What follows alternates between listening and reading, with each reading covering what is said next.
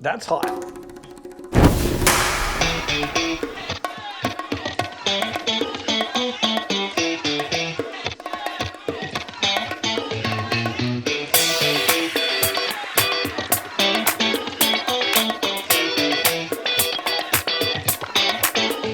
Lo and behold, somehow you and I are here today to kick off the inaugural episode of Telegraph's Hot Ones, to be determined what we decide to call it if we actually survive this. And so you and I are going to be kicking around some questions which we have barely had time to review, written by people who know enough about the industry to make this a spicy experience. And I think we're going to dive into some hot ones. Is that your understanding as well? It is. The confusing part for me is how I became the guinea pig to join you on this. Is it the misery loves company? You just thought, well, if I'm going to torture myself, I might as well have Sabin join. You know, there's so many things in life that are a great mystery. I too am wondering how I also arrived here. The one thing I can tell you is what the folks on the other side of that do not feel is just the smell alone tells me this is going to be a very interesting experience. In fact, I think I'm already sweating. Yeah. My tongue is retreating after smelling that last one. So this is kind of an easy one. You feel it's a softball? Yeah, it is a softball. How do you see freight rail evolving over the next decade, and then beyond that, the next 2 decades? Ooh, you're correct. I think I should struggle with the answer, so I'm going to bite a wing before I even get into it. Because this is the oh, so you're taking a step up to the medium. I am. Okay. I'm stepping up to the medium here. Okay. Oh, nice flavor on that, by the way. Okay. So I think we've talked about this before on the side. The way for freight railroads to evolve is we've got to embrace technology, but embrace it in a meaningful manner where we bring in all the disjointed projects and thoughts and ideas and visibility tools and communication tools, and we need to aggregate them. We need to bring them in so they're useful to funnel them to the proper audience. The key dilemma there is, what is the proper audience? There's the operators, the train crews, the mechanical guys, the shippers, the dispatchers. Yeah. I mean, there's a myriad of constituents with different functions. So I think the way the freight railroads evolve is to embrace it, let it all in, open up the doors. It's interesting that you say like bring it all in, because I have been a huge advocate for, yes, there should absolutely be innovation in the space, but it needs to be for the betterment of the broader functionality. Because I think the things that we really appreciate about the rail space, like the coupler, for example, it has this sense of interoperability. If you don't have that, I mean, it is far and away it is not the normal point where a shipper is just working with one railroad. And so the advancement in technology for that space, it doesn't just help one shipper, it can help many shippers. Oh, I love this one. For me, or you just love it? I think I love it in general. Okay. Because there's so much question around culture, and I think people need to understand the unionized labor force of the railroads versus. So, what is your opinion on the dynamics that exist between union and corporate interests? Do you find these two parties to be misaligned, and do you think the interest of one outweigh the other? As former officers of the company for our respective railroads. That's a fascinating question. It is a very, very, very fascinating question. And I would love to say that I have a specific point of view. I'm not there anymore, so I don't know that I have a specific point of view. And so it looks like I will be biting in to a very spicy one. Ooh, curious. That reaction was pretty instant. Okay. I think I see a little sweat. It's a little hot, huh? Yeah. Hand me a spicy one. Oh man. Oh, okay. Yeah. This is also kind of a softball, if I'm being honest with you. What is the most difficult decision you have had to make in your career, and what was the outcome? Ooh. Oh. I have an answer to this, and it kind of goes back to what I just talked about. I'll still take a bite of the spicy at the end, though, just to let you know. talking about keeping locomotives and trains moving and the union workforce of laborers. Early on in my career when I was a mechanical foreman, I was exposed to a point where we were inspecting locomotives and trains that were coming through a mainline fueling depot, and we were looking for major defects. If we could fix them, we would fix them. Sure. Well, one of the instances was, I remember the very first one was a coal train that came through, and it had an exhaust leak. And my machinist calls me on the radio and says, hey, there's an exhaust leak. I wasn't Head end or front end? Head end. Okay. So it was a Or lead head end or rear end. locomotive. Yeah. It was a lead locomotive. And I didn't know much about it. I wasn't really a mechanical guy. I was a supervisor and a leader. Anyway, I called my boss and asked him about it. He goes, yeah, that's a disqualifying defect. You got to fix it. So, we started the process of repairing that and took that lead locomotive out of service, which was a big deal because now that train has to wait for a new locomotive. So that train's now delayed. I just screwed up every receiver that was waiting for those cars, had no idea what I was doing. But as time progressed, I started seeing more and more of these exhaust leaks. And so I started to get excited. Like I identified a defect that we can get to fix. So my guys started bad ordering locomotives left and right. Oh boy. Trains are getting delayed. And this is where? Spokane? Yeah, this is on Spokane territory. Yeah.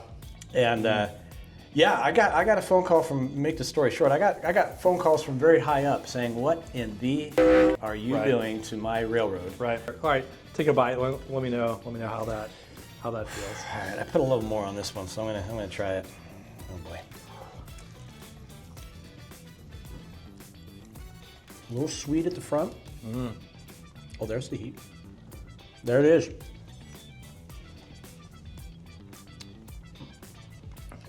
Yep. Yeah, that's hot. Yeah. Yep. It seems like you may also be making the second worst decision of your career right now. I'd like to change my answer. Thanks, Harris. I'll take another spicy one. You're gonna get another spicy one. Ooh. Gotta be able to talk. The rail industry is, perhaps notoriously, known for being slow to adopt change. How do you perceive the pace of innovation within the industry, and do you think this has hindered progress? I feel like the answer is in the question, right? It's like the industry is notoriously slow to adopt or to innovate.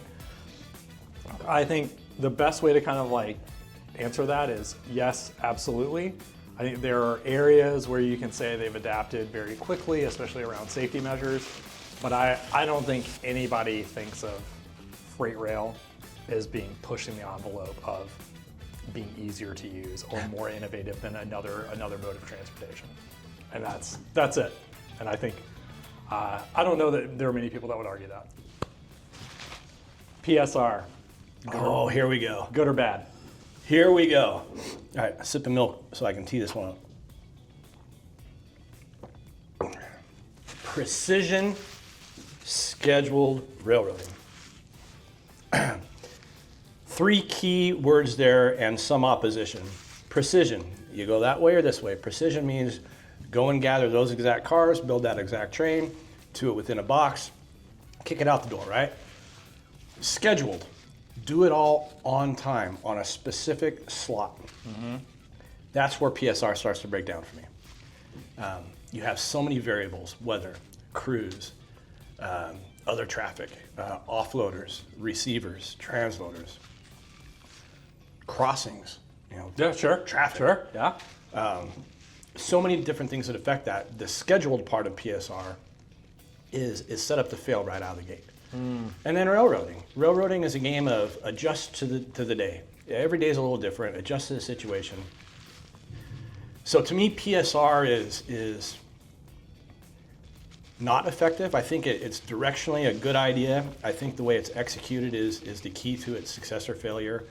I personally believe it has failed in multiple iterations, but we glean a couple of good things out of it. Right.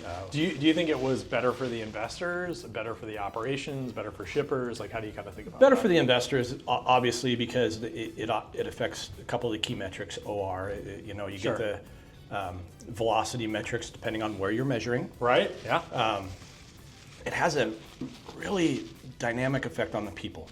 because part of PSR too is kind of like, it's a lot like Lean Six Sigma, where you kind of cut your waste, you map out your value streams.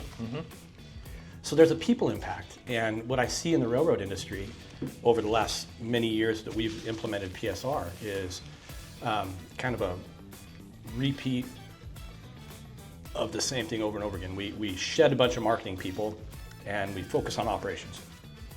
Well, then we have to change to growth mode, so we need some more customer-facing folks. So then we rename a marketing team and deploy it, and we hire more people around it. And we kind of just keep flipping that switch over and over again. And it's disruptive to the people in the industry, and you know, we've seen all the major railroads go through that, where they've shed a lot of people, and I just don't think that result is ever really what you intended. So PSR to me is a four-letter word still, because I don't think we've gleaned all the right things out of it yet. More or less regulation, you know. Safety is paramount, obviously, in everything we do. I mean, where's your head at with more or less regulation? Yeah, it's that's interesting. I will give a baby answer, but I don't think I have enough time or really want to dive into this too deep. Look, I think regulation existed for a reason, because since the 1880s, historically the railroads were wildly unsafe for a very long period of time, and they were wildly monopolistic for a very long period of time. Hence you have the FRA and the replacement of the ICC, which is the Surface Transportation Board. Those two regulatory bodies didn't come out of the woodwork. Like, they didn't just like show up one day because somebody thought it would be a good idea to apply more regulation. Like, there was a real reason that was driven to that historically within the industry.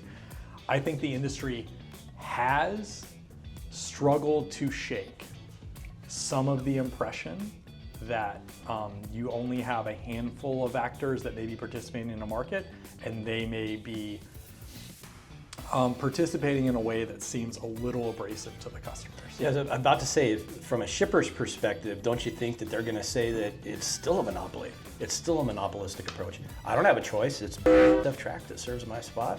I got to ship on. If they raise their rates 25% next year, what do I do? So, I think on the same lines, and I deserve to eat in a week for this. I don't think there is anyone at a singular railroad that is saying, I'm making a specific commercial decision or a specific operation decision because I have a certain place in the market and I am taking adverse action.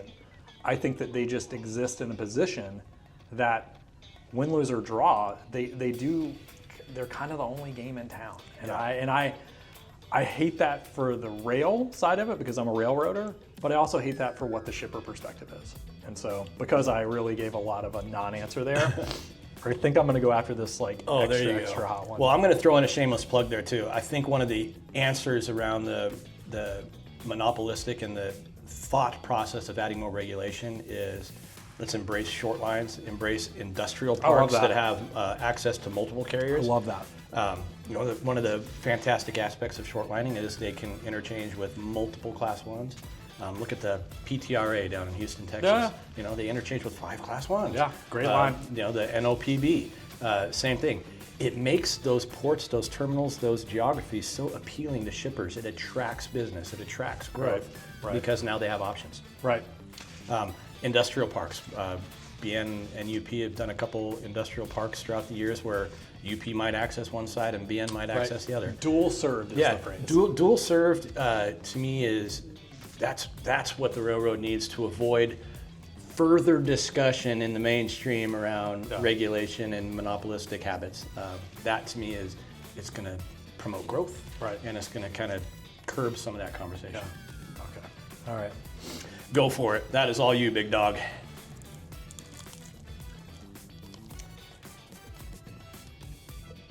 Grows on you?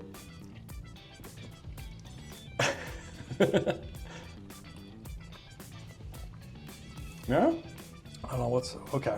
All right. All right. It needed to react with the oxygen, so when you open your mouth and let the air in, you got it.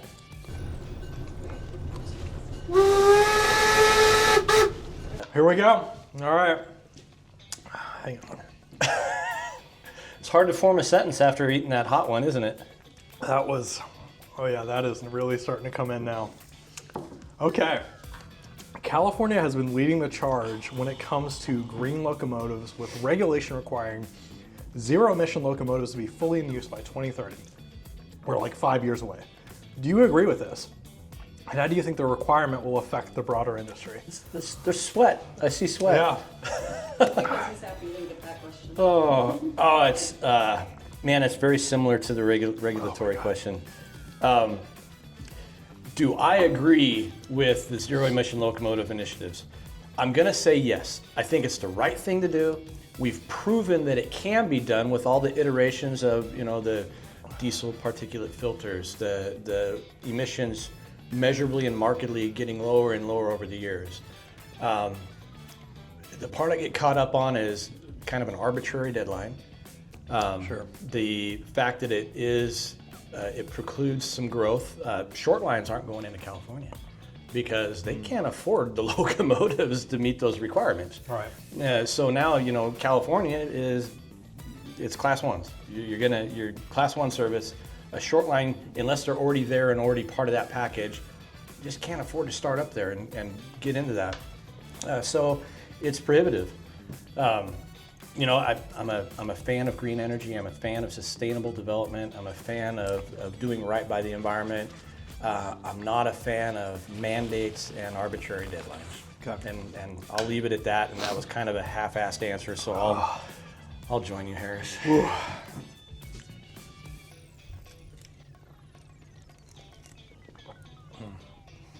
It's coming.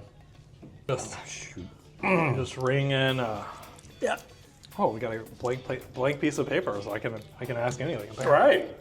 Oh boy. Yeah, that's a different kind of heat. I got a quick question for you guys. Well, I'm curious. let's hear it. In the audience. 50 years from now, there's only 2 Class 1 railroads left. Oh. Who are they? Which ones, if you were to bet?